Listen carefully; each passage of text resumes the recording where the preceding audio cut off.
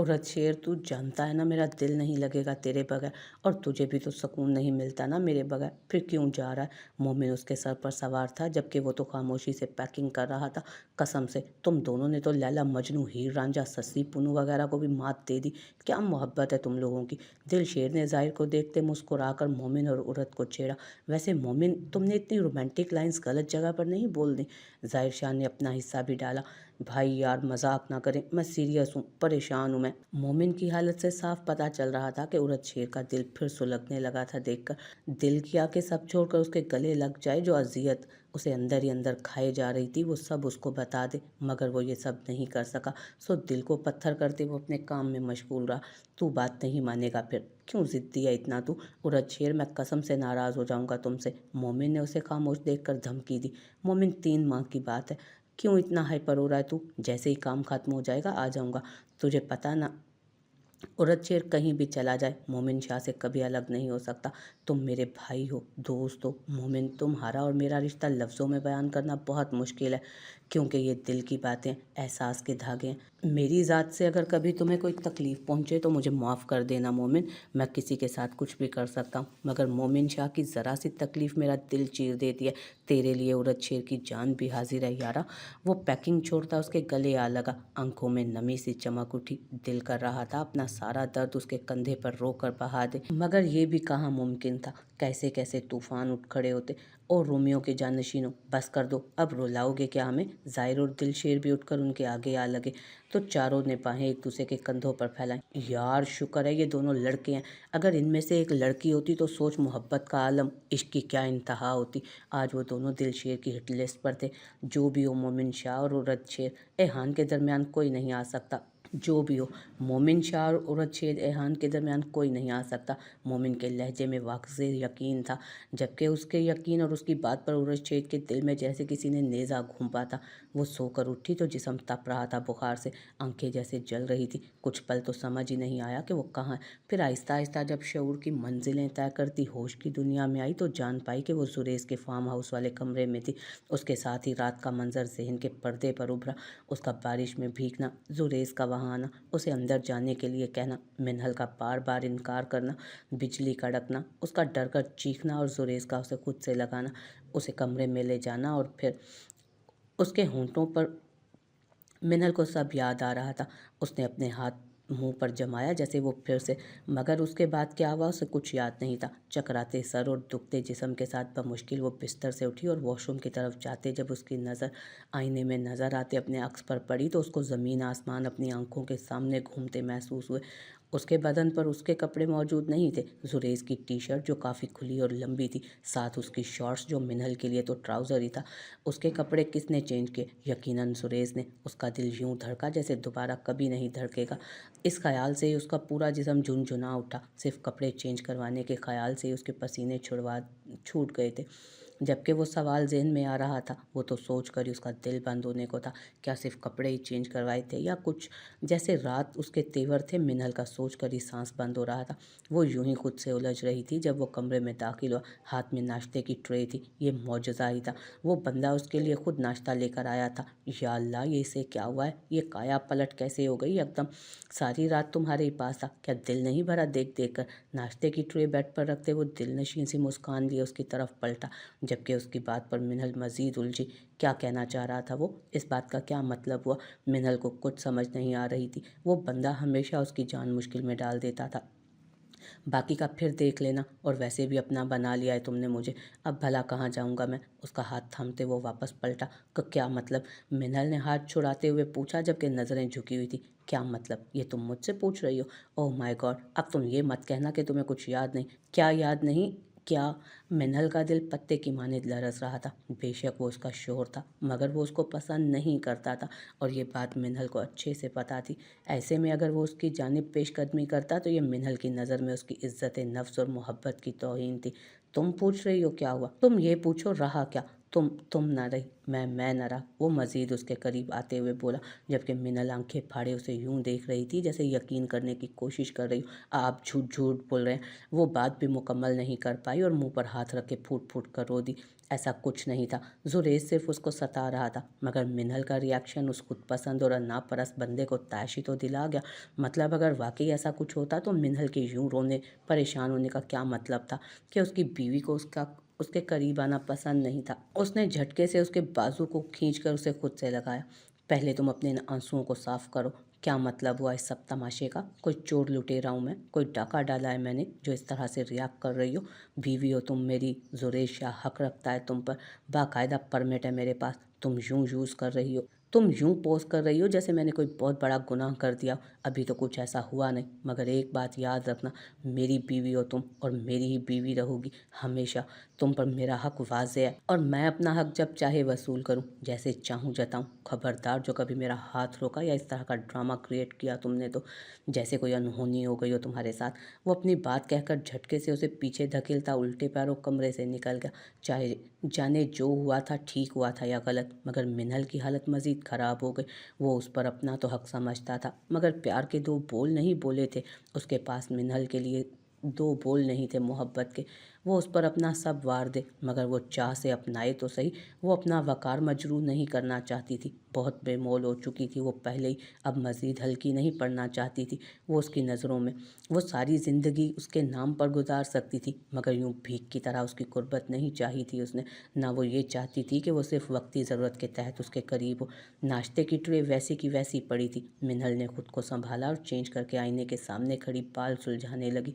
जब दोबारा कमरे का दरवाज़ा खुला, वो अंदर नहीं आया था। बाहर वेट कर रहा हूँ, हवेली जाना है आज रात। आज रात उरद शेर जा रहा है, हमें अभी निकलना है यहाँ से। वो काम की बात करता वहीं से पलट गया। आंसू भल भल गालों पर बह आए। कितना मुश्किल था ये सब, रूह तक शगाफ थे, मगर उसे ये सब शो करना नहीं था। वो ठीक है, ये फैसले भी उसके अपने थे, ये उसकी अपनी खरीदी हुई अज़ियतें थी। ये खारदार रास्ता उसने अपने लिए खुद चुना था। वो बंदा तो हर बात से बरी उज़िमा था, जो सलूक चाहे रवा रखता। ये इख्तियार भी तो उसने ही उसे दिया था। चादर अच्छी तरह ओढ़कर वो बाहर निकली और पैसेंजर सीट पर आ बैठी। दोनों अपनी अपनी जगह खामोशी में थे। सफ़र खामोशी से गुजर रहा था। कितना कुर्बत का रिश्ता था उनके दरमियान, मगर दिल उतनी ही दूरी पर थे। जाने ये दूरियां कब से मटनी थी? क्या वो कभी नॉर्मल लोगों की तरह ज़िंदगी गुजारेंगे या उम्र यूं ही तमाम होनी थी? आज डिनर पर खसूसी इंतमाम किया गया। वो सभी अपने ज़रूरी और गैर ज़रूरी काम छोड़कर खाने की टेबल पर मौजूद थे। वजह कुछ देर बाद उरद शेर की रवानगी थी, जिस पर तकरीबन सबको ये एतराज़ था। महिमा ने तो अभी तक मुंह बनाया था। ये कोई बात हुई भला? पहले पढ़ाइयों के लिए तुम सबका जहाँ जहाँ दिल किया चल दिए, फिर तुम लोगों की नौकरियाँ शुरू हो गई और अब फिर से मज़ीद कोर्सेज़ निकाल कर बैठ गए हो तुम। आप सब तो ऐसे कर रही हैं जैसे पता नहीं क्या हो गया। यार बता बता के थक गया हूँ कि 3 महीने की बात है, सिर्फ वापस आ जाऊँगा और ये 3 महीने पलक झपकते गुजर जाएंगे। वो उन्हें दिलासे दे रहा था और बार बार यकीन दहानियाँ करवा रहा था, मगर अल्लाह की पनाह। खाने के बाद वो सब कुछ देर मिलकर बैठे इधर उधर की बातों में मगन रहे। उरद शेर का मूड आज कुछ बेहतर था। वजह ईशल की खाने की मेज़ पर गैर मौजूदगी थी, मगर ये ज़्यादा देर नहीं रहा। जब ही वो मिनहल के साथ चाय सर्व करने चली आई थी, उरद शेर को यकदम घुटन का एहसास हुआ, जैसे कमरे में अचानक ही ऑक्सीजन की कमी हो गई थी। वो अपना सामान चेक करने और चेंज करने के बहाने सबसे एक्सक्यूज़ करता वहाँ से निकल गया। सब बातों में मशगूल थे, किसी ने महसूस नहीं किया। ईशल बाकियों को चाय दे रही थी, जबकि मिनहल ट्रे से चाय का कप उठाकर बातों में मगन जुरेज के पास आए। उसने नोट किया था कि जुरेज उसकी तरफ देख भी नहीं रहा था जब से वो लोग हवेली वापस आए थे। ईशल बेटा, उरद शेर को उसकी चाय उसके कमरे में ही दे आओ। आते ही फिर उसने जाने की जल्दी मचा देनी है, वहीं पी लेगा कमरे में। सामान चेक करने और फ्रेश होने गया। ईशल को लास्ट टाइम वाला उसका गुस्सा और कमरे से बाहर निकालना नहीं भूला था, इसीलिए वो बुरी तरह फंस गई थी। बीजान वो बस आते ही होंगे, यहाँ सबके साथ ही पी लेंगे। उसने बीजान से जान छुड़वाना चाहिए। वो हरगिज़ उसके कमरे में दोबारा नहीं जाने वाली थी। उरद शेर है वो, उसकी तैयारी में वक्त लगेगा। तुम चाय वहीं दे आओ, उसको साथ ही पी लेगा वहीं पर। जुरेज ने मिनहल को फुल इग्नोर करते ईशल को मुखातिब किया। जी भाई।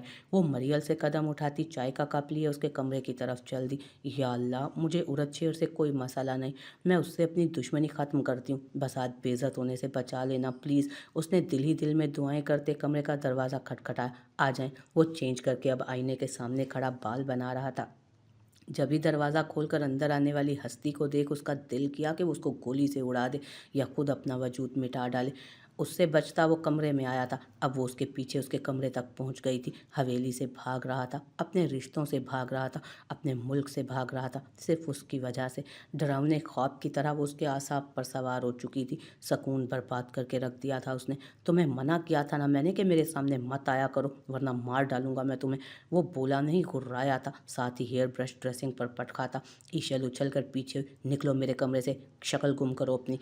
वो उसकी तरफ लपका। मैंने क्या किया, क्यों ऐसे रिएक्ट कर रहे हो?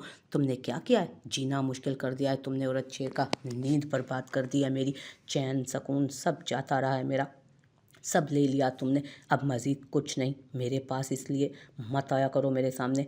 फ़ौरन से पहले निकलो यहाँ से। मैं वो ये चाय जहर मिलाकर लाऊं इसमें, फिर तो कोई बात बने ना। वो अपने आप में नहीं था। उस वक्त ईशल को खौफ महसूस हुआ था उससे। अब वहीं रखती वो गधे के सर से सींग की तरह से गायब हुई थी वहाँ से एकदम। और फिर उसके हवेली से चले जाने के बाद तक वो उसके सामने नहीं आई। सबकी दुआओं और साथ ही उन सबको खफकी के लिए, सबकी दुआएं और उन सब की खफकी लिए वो इस सरजमीन से परवास कर गया। जाने उसकी ये दरबदरी कब ख़त्म होनी थी, कब तक उसे यूं ही भागना था, खुद से भी और बाकी सब से भी।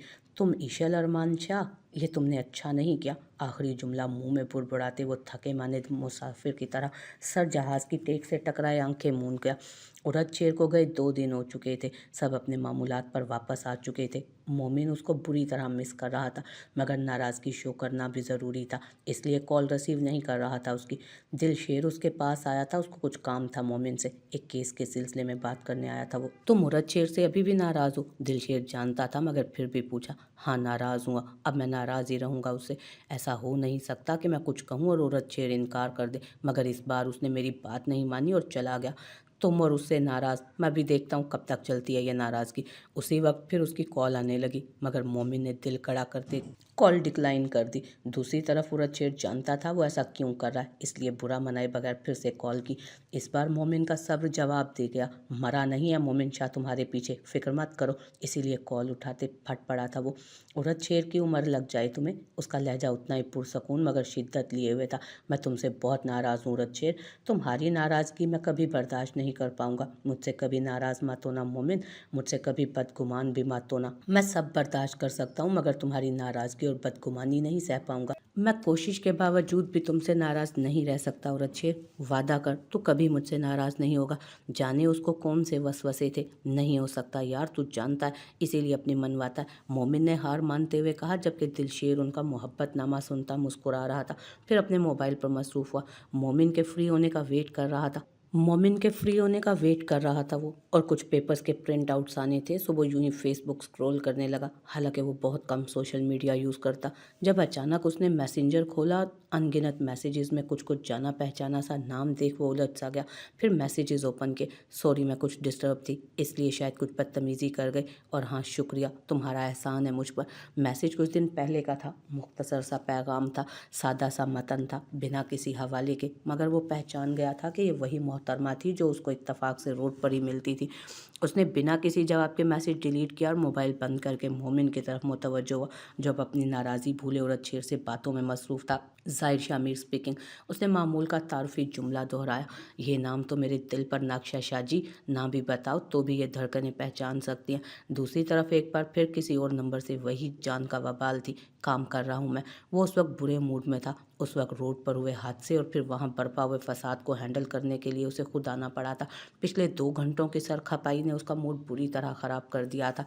तुम्हें बस हर वक्त काम की सोचती है, कभी तो ढंग से बात कर लिया करो, उसने शिकवा किया। मेरे पास इस वक्त बिल्कुल टाइम नहीं तुम्हारी बेतुकी बातें सुनने का। अच्छा बताओ कहाँ और इस वक्त कौन सा ऐसा ज़रूरी काम आन पड़ा है जो यूं तपे हुए हो तुम मुझ पर अफसर लगी हो जो तुम्हें अपने कामों के बारे में बताया करूं, या तुम्हारी इजाज़त लेकर कहीं भी आया जाया करूं। वो उसका मज़ीद दिमाग ख़राब कर रही थी। अगर ऐसा कर लो तो कोई हर्ज भी नहीं है, वैसे वो अपनी ही तरंग में थी। तुम लाइलाज हो, समझी तुम।